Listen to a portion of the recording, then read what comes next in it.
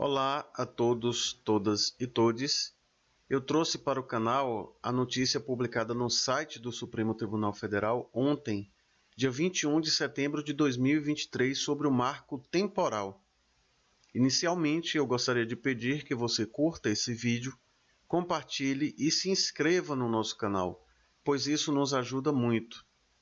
Eu estarei disponibilizando o link da notícia logo abaixo da descrição para que vocês possam ler a matéria na íntegra. A notícia traz o seguinte título: STF derruba tese do marco temporal para demarcação de terras indígenas. O plenário decidiu que a demarcação independe do fato de que as comunidades estivessem ocupando ou disputando a área na data de promulgação da Constituição Federal. Continuando, o Supremo Tribunal Federal, STF, rejeitou nesta quinta-feira, dia 21, a tese do marco temporal para demarcação de terras indígenas.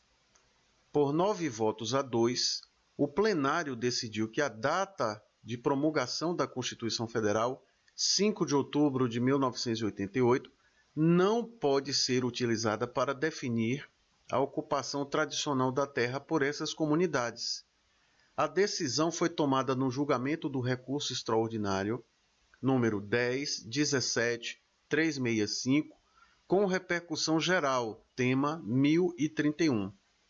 Na próxima quarta-feira, dia 27 de setembro, o plenário fixará a tese que servirá de parâmetro para a resolução de, pelo menos, 226 casos semelhantes que estão suspensos à espera dessa definição. O julgamento começou em agosto de 2021 e é um dos maiores da história do STF.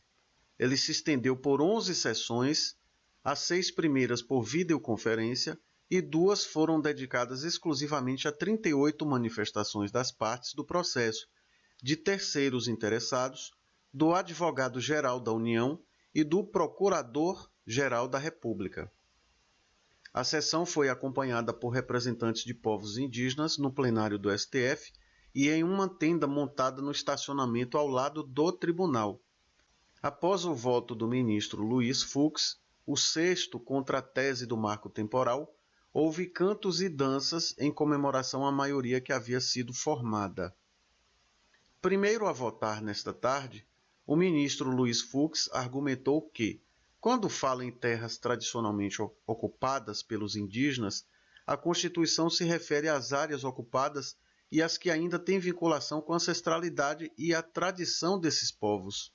Segundo ele, ainda que não estejam demarcadas, elas devem ser objeto da proteção constitucional. Ao apresentar seu voto, a ministra Carmen Lúcia ressaltou que a Constituição Federal, ao traçar o Estatuto dos Povos Indígenas, assegurou-lhes expressamente a manutenção de sua organização social, seus costumes, línguas, crenças e tradições e os direitos sobre as terras tradicionalmente ocupadas. Para a ministra, a posse da terra não pode ser desmembrada dos outros direitos fundamentais garantidos a eles. Ela salientou que o julgamento trata da dignidade étnica de um povo que foi oprimido e dizimado por 5 séculos. O ministro Gilmar Mendes também afastou em seu voto a tese do marco temporal, desde que assegurada a indenização aos ocupantes de boa-fé, inclusive quanto à terra nua. Segundo ele, o conceito de terras tradicionalmente ocupadas por indígenas, que baliza as demarcações, deve observar objetivamente os critérios definidos na Constituição e atender a todos. Última a votar, a presidente do STF, ministra Rosa Weber, afirmou que a posse de terra pelos povos indígenas está relacionada com a tradição e não com a posse imemorial. Ela explicou que os direitos desses povos sobre as terras por eles ocupadas são direitos fundamentais que não podem ser mitigados. Destacou ainda que a posse tradicional não se esgota na posse atual ou na posse física das terras. Ela lembrou que a legislação brasileira tradicionalmente trata de posse indígena sob a ótica do indigenato, ou seja, de que esse direito é anterior à criação do Estado brasileiro. O caso que originou o recurso está relacionado a um pedido do Instituto do Meio Ambiente de Santa Catarina, IMA, de reintegração de posse de uma área localizada em parte da reserva biológica do Sassafrás, Santa Catarina, declarada pela Fundação Nacional dos Povos Indígenas, FUNAI, como de tradicional ocupação indígena. No recurso, a FUNAI contesta a decisão do Tribunal Regional da 4ª Região, TRF4, para quem não foi demonstrado que as terras seriam tradicionalmente ocupadas pelos indígenas e confirmou a sentença em que fora determinada a reintegração de posse. Na resolução do caso concreto, prevaleceu o entendimento do ministro Edson Fachin, relator, que deu provimento ao recurso.